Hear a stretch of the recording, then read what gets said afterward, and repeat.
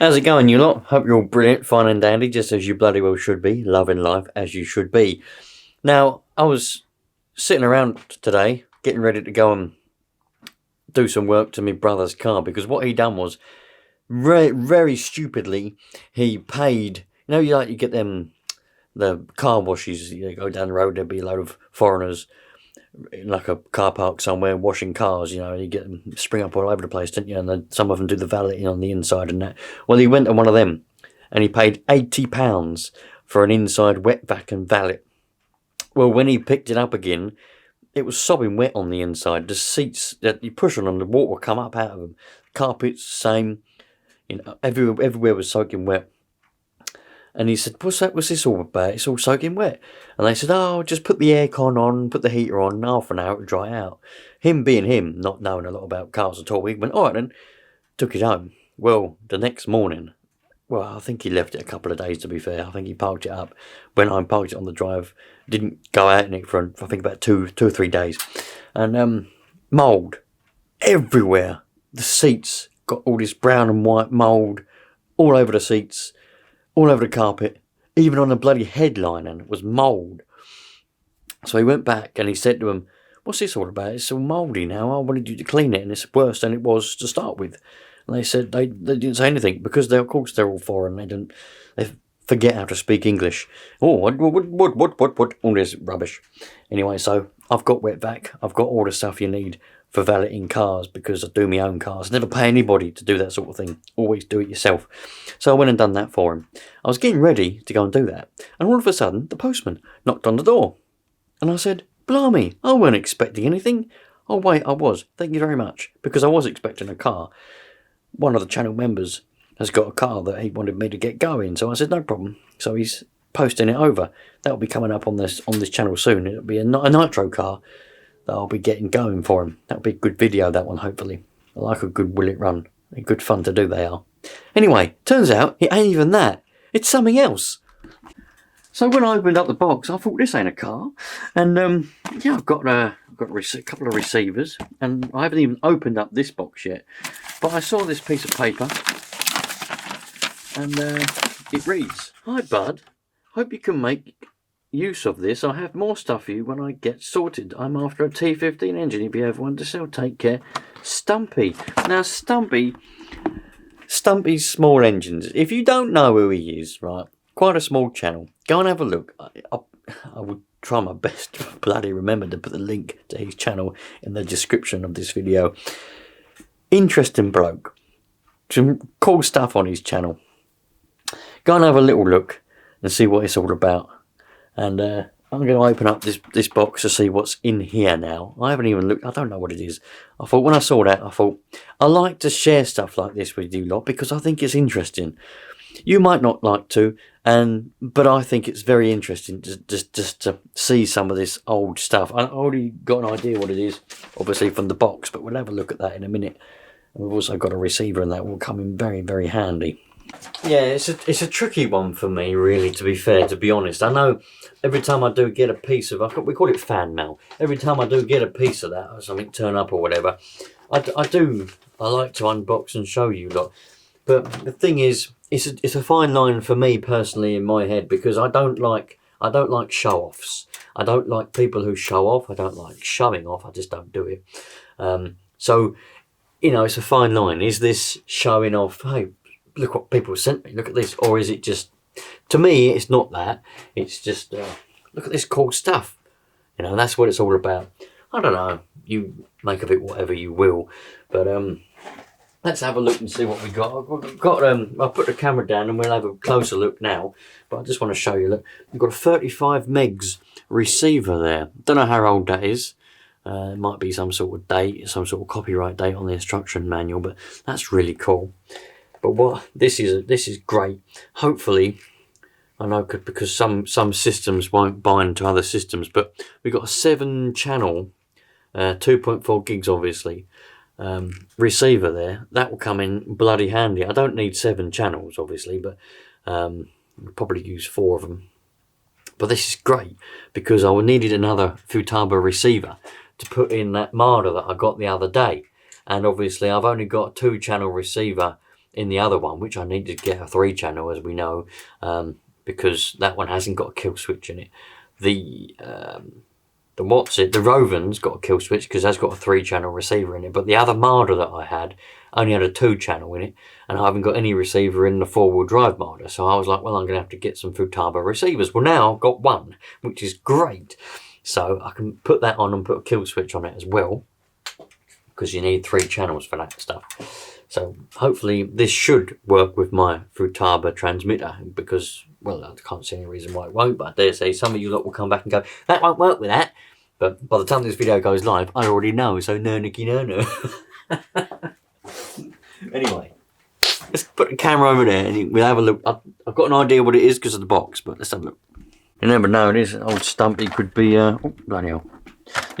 He could be tricking me, sending me something in a different box. So I'm like, what's this all about? And then it's a different box. You never know, do you? Anyway, so what we've got here. Dear Mr. Dealer, please ensure that all the batteries are fully charged before demonstrating this equipment. Thank you. What we've got here, RIPMAX FUTABA FM6 27 megs FUTABA. Alright. Interesting box. Let's see what we get. Let's see what we get out of here. There we go. Box has definitely seen better days, but I reckon, you know, I don't know a date on this kind of stuff. Oh, look at this. This is what we got. This is what we want, my friends. I love old stuff like this. This is the nuts. I don't know how old this kind of stuff is. We've got, that's a charger. Can you see? I think we're close enough you can see it, we? Or do you want to go zoomed in? I could zoom in a bit more. Look, would that be better for you? I don't know. You tell me. You know what you're talking about. Anyway, so we've got a charger. This is a receiver. Yeah. I think. Some servos.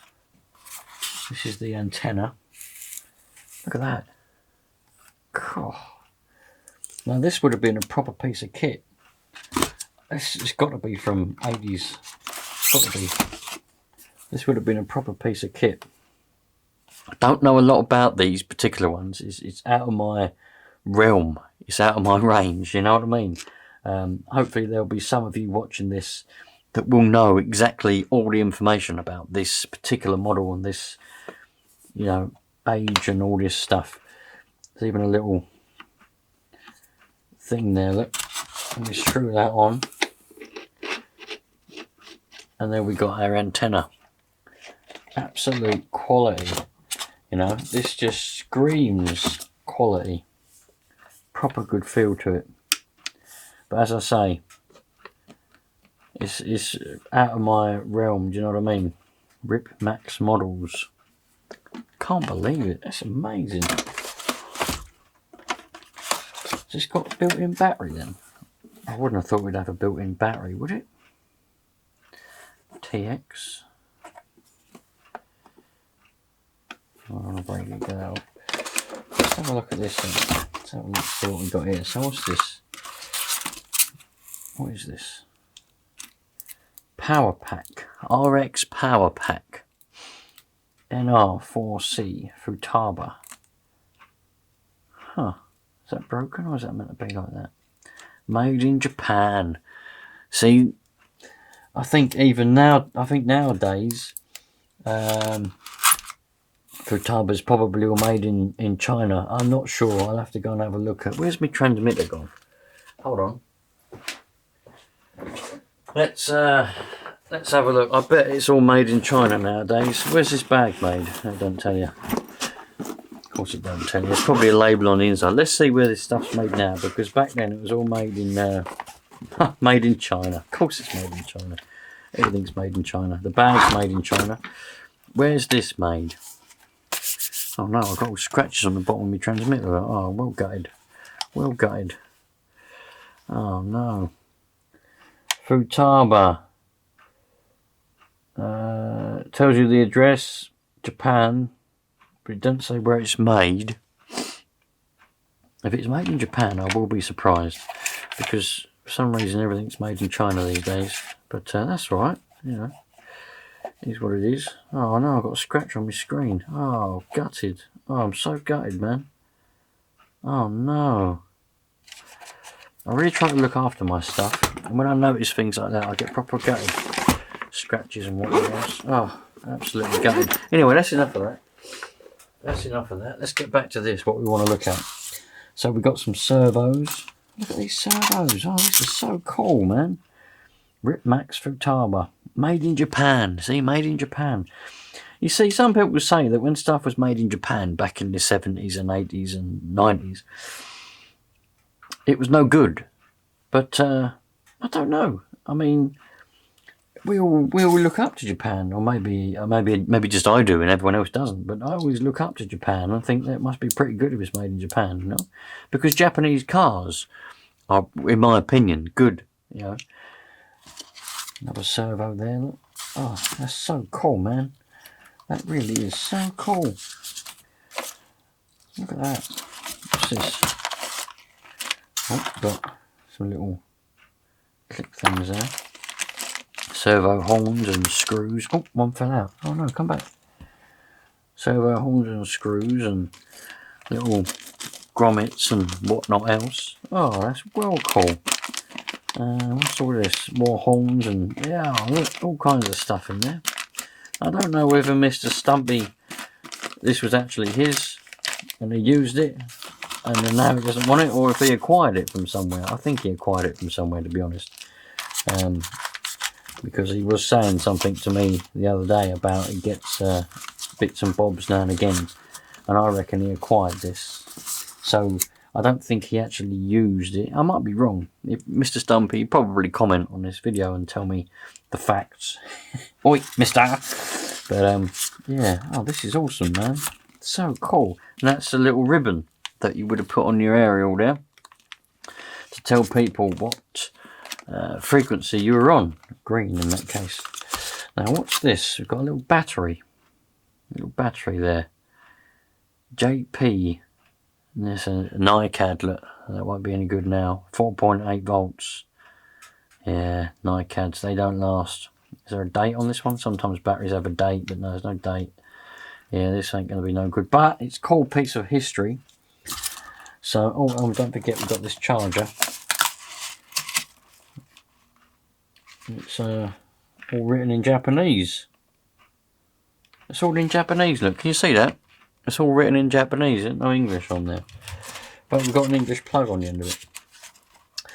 Series, list number, FD130M, charger, 220 to 240 volts, TX and RX. Charge up your transmitter and charge up your receiver. And here's the receiver. That's so cool. Battery, elevation, throttle, rudder, aux 1, aux 2. Yeah, it's for helicopters and that, probably. That's awesome. Well, not probably, I mean, it is. Yeah. Oh no, that's been rubbing on there. That's not good, is it? Let's get that off. Where that prong on that plug has been rubbing on there, look. We can't be having that. That's against the law, that is. Can't be having none of that, thank you very much. That is absolutely amazing. Thank you very much, Mr. Stumpy. Hopefully you're watching this. Imagine flying some sort of helicopter like this. Or airplane or whatever you want to put it on. Awesome.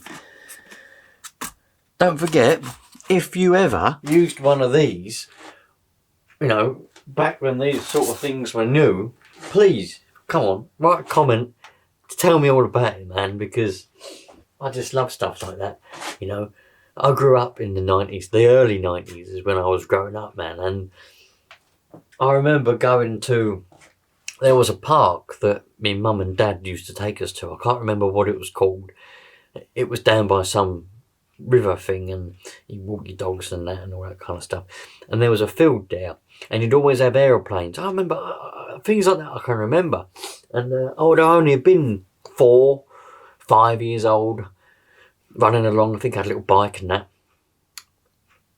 And the little model aeroplanes, not little, quite big ones, with propellers, and I'm sure there was a couple of helicopters as well. Maybe not Nitro helicopters, I'm sure there was, but anyway, definitely airplanes. And I used to stand there and watch through like the field was down there, and the bit was like a bit of a hill, grass hill that we used to walk up, and there was long grass and that. And I used to stand there. I remember just peering over this long grass, watching the people. They were like standing there, but obviously then they had the big lanyard thing as well, big transmitters like this, you know. And they were going flying their airplanes, you know, looking up. And I remember looking at them with these types of transmitters and things, you know. Maybe not this actual one, because some of you are probably going to turn around now and go, "You wouldn't use that one for an airplane, you cock." Look, I'm just saying, this type, yeah, with great big, massive, long sticks and that, and the airplanes going over your head. Never saw any crash. You want me to say I see loads of crash? I didn't see any crash. Not like from my memory anyway, bearing in mind we're talking, you know, 30 odd years ago. Great, you know, them times, that era, even for me, brings back good memories and just happiness, you know, warmth. Maybe for you lot that are older than me and you were an adult in the early 90s, would it have been, I don't know, you put in the comments, come on, put in the comments your memories from them times and about all this kind of stuff here. I want to know if you use this particular model. I want to know if you had similar things. I want to know all them kind of stuff. And also, where are you from? Where are you in the world, man? In the world. Where are you in the world? Anyway, there we go. I thought I'd share that with you. When I opened up that box and I saw that, and I thought, man, this is going to be cool, because I see the front of the box, wherever it's gone. I see that front of that box. I didn't know who it was from. I didn't know what until I read that little note. Oh, bloody hell. Whoa, man. Look what's just fallen out of the box that I completely missed. Handbook. RIPMAX. M series handbook. Digital proportional system. My giddy aunt, look. I didn't even see it. Don't forget that you need a license to be sure your insurance is adequate. Leave the field or pond in the same condition as you would expect to find it. I love the way that old things like this, I say old, I mean, to some of you lot this isn't old, but it's not new, is it? Put it that way. I love the way things are written, you know. It's just with so much normalness, whereas manuals, instruction manuals and other things these days, they've got to word things so carefully because everybody gets offended and they get annoyed, and it must be so annoying. I'm looking for some kind of date, even just a copyright date or a published date. There's nothing here, look, no published dates, no copyright dates that I can see. If you see one that I haven't seen, put it in the comments, but I don't think I saw one. Goes 26,975 all the way to 27,255. Oh man, this is awesome. So cool. Happy landings, look. Yeah. This would only be, I would imagine that one's used, this was probably just used on helicopters. I wouldn't imagine, or maybe aeroplanes as well, but as I say, you lot know more than me. RIPMAX models, Green Street, Enfield, Middlesex, EN37SJ.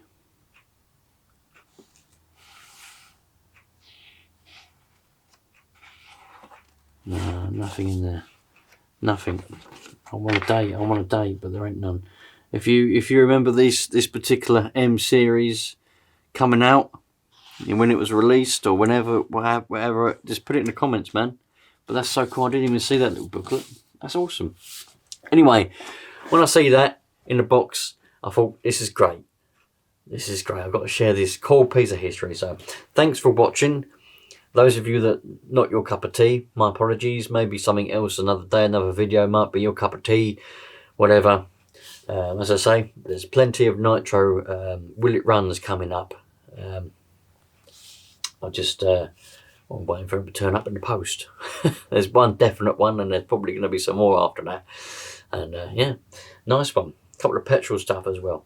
So what I normally do, for those of you that may have stumbled across this and not realised, if you're still watching, you probably clicked off, but if you're still here, what I normally do is buy old, broken or Nitro cars that haven't been ran for many, many years, that are going to go in the skip or in the bin.